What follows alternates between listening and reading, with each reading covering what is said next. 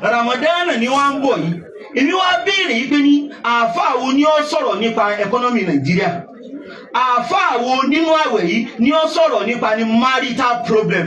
Nínú àwẹ̀ tí ń bọ̀ yìí àáfàá wo ló palẹ̀ mọ́ kalẹ̀ yìí pé ní divorce tó pọ̀ yìí òun ni mo fẹ́ sọ. Nínú àwẹ̀ tí ń bọ̀ yìí àáfàá wo ló palẹ̀ mọ́ kalẹ̀ yìí pé àwọn ọmọ tí ń mugbó yìí ọ̀rọ̀ wọn lòun fẹ́ sọ. Nínú àwẹ̀ tí ń bọ̀ yìí àáfàá wo ló palẹ̀ mọ́ yìí pé ní bílù ò ti rọ àwọn lọ́rùn òun fẹ́ advise àwọn èèyàn bí ó ti rọ̀ wọ́n lọ́rùn.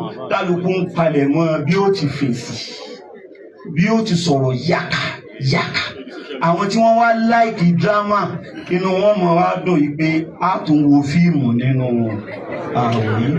Àwọn tí wọ́n bá wá nírònú inú wọn mọ̀ bàjẹ́ yìí pé àwọn nǹkan tó ń bọ̀ wá ba ẹ̀sìn jẹ́ nínú àwẹ̀ yìí.